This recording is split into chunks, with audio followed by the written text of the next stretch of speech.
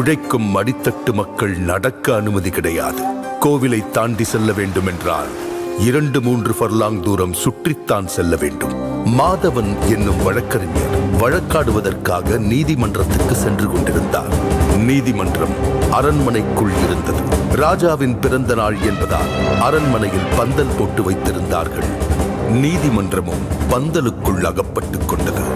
யாருக்கும் எதற்கும் அசைந்து கொடுக்காத விஷ விருட்சங்களாக வளர்ந்து நின்ற சாதியும் மதமும் மாதவனுக்கு அனுமதியை மறுத்தது. நீதியை நெருங்குவதை தீண்டாமை தடுத்து நின்றது. மாதவன் விடவில்லை. அண்ணல் காந்தியடிகளின் ஆலோசனையில் தலைவர்கள் காங்கிரஸ் கட்சியுடன் 1924ஆம் வருடம் மார்ச் 30 அன்று தெருவுக்குள் நுழையும் சத்தியாகிரக போராட்டத்தை தொடங்கினார்கள். உயர் சாதியினரும் விடவில்லை. வைக்கம் போராட்டத்திற்கு எதிரான இயக்கத்தை உருவாக்கினர். காவலர்கள் போட்டிருந்த தடுப்பை கூட நெருங்க விடாமல் போராட்டக்காரர்களை தடுத்தார்கள், மிரட்டினார்கள். கண்ணிருந்தால் தானே பாதை தெரியும் என சுண்ணாம்பு நீரை கண்ணில் வீசி பார்வையை பறித்தார்கள். போராட்டம் தளராமல் தொடர அரசனுக்கு மூக்கு வியர்த்தது. டி.கே. மாதவன், கேசவ மேனன், ஜார்ஜ் ஜோசப் என 19 தலைவர்களையும் கைது செய்தார். போராட்டத்தை வழிநடத்த தலைமை இல்லை. சிறையில் அடைப்பட்ட தலைவர்களுக்கும் வேறு வழியில்லை. காங்கிரஸ் கமிட்டிக்கு கடிதம் எழுதினார்கள். நீங்கள் வந்து போராட்டத்திற்கு உயிரூட்ட வேண்டும், இல்லை என்றால் அரசரிடம் மன்னிப்பு கேட்டு போராட்டத்தை கைவிட வேண்டிய நிலைக்கு தள்ளப்படுவோம் என்றது கடிதம். போராட்டத்தை தாங்கி பிடிக்க இரும்பு கரமே வந்தது. சாதிக்கும் தீண்டாமைக்கும் எதிராக எந்த சமரசமும் இன்றி போராட்டத்தை தொடர புறப்பட்டார் தந்தை பெரியார். வைக்கம் போராட்டத்தை சமூக போராட்டமாக மக்களிடம் கொண்டு போய் சேர்த்தார். கோவில் தெருவில் ஆடு நடக்கலாம், மாடு நடக்கலாம், மனுஷங்க நடக்க முடியாதா என்று கேட்டார். ஊர் ஊராக சென்று பிரச்சாரம் செய்தார். பெரியாரின் ஒவ்வொரு பேச்சும் வெடிகுண்டாக வெடித்து ஆதிக்க சாதிகளை அசைத்தது. மக்கள் கூட்டம் ஒன்று சேர்ந்தது. கலகலத்து போனது திருவிதாங்கூர் சமஸ்தானம்.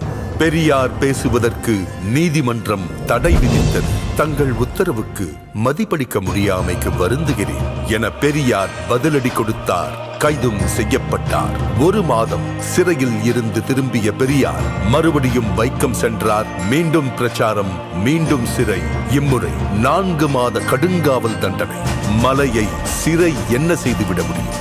இந்த நேரத்தில் திருவிதாங்கூர் ராஜா சர் ராமவர்மா திடீரென காலமானார். சிறையில் இருந்தவர்கள் விடுதலை செய்யப்பட்டனர். வெளியே வந்த பெரியார் மீண்டும் போராடினார். பெரியார் தலைமையிலான போராட்டத்திற்கு பலன் கிடைத்தது. திருவிதாங்கூர் ராணி பேச்சுவார்த்தைக்கு முன்வந்தார். அண்ணல் காந்தியடிகளை பேச்சுவார்த்தைக்கு அழைத்தார்கள். பேச்சுவார்த்தைக்கு வந்த காந்தியடிகளிடம் தெருவில் நடக்கக்கூட அனுமதி வழங்குகிறோம், அதற்கடுத்து ராமசாமி கோவிலுக்குள்ளும் நுழைய வேண்டும் என போராடினால் என்ன செய்வது என்று ராணி கேட்க காந்தியடிகள் பெரியாரிடம் பேசினார். பெரியார் தனது நிலைப்பாட்டை விட்டுக் கொடுக்கவில்லை. பாதையை திறந்து விடட்டும், அதற்காக கோவிலுக்குள் நுழைய போராட மாட்டோம் என உத்தரவாதம் கொடுக்க முடியாது. வேண்டுமென்றால் இப்போதைக்கு அதற்காக போராட மாட்டோம் என சொல்லுங்கள் என்றார் பெரியார். பெரியாரை தன் வழிக்கு கொண்டு வர முடியாது என காந்தியடிகளுக்கு புரிந்தது.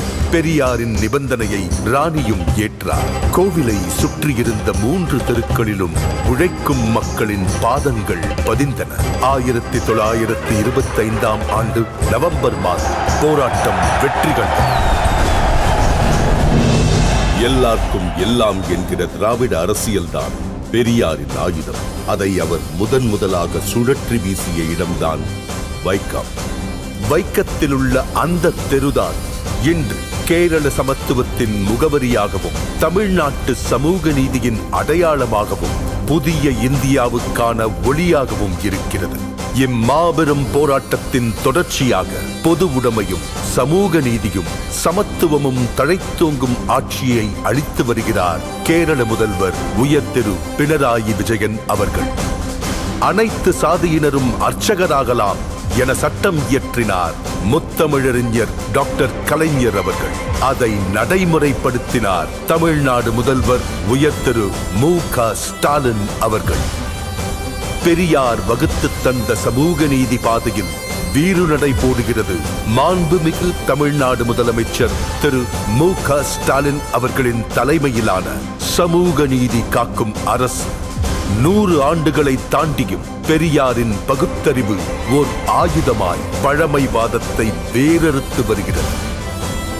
இந்நிலை வைக்கம் போராட்டத்தின் நூற்றாண்டை சிறப்பிக்கும் வகையில் தமிழ்நாடு அரசு சார்பில் வைக்கத்தில் அமைந்துள்ள பெரியார் நினைவகம் ரூபாய் 8.14 கோடி மதிப்பீட்டில் புனரமைக்கப்பட்டுள்ளது.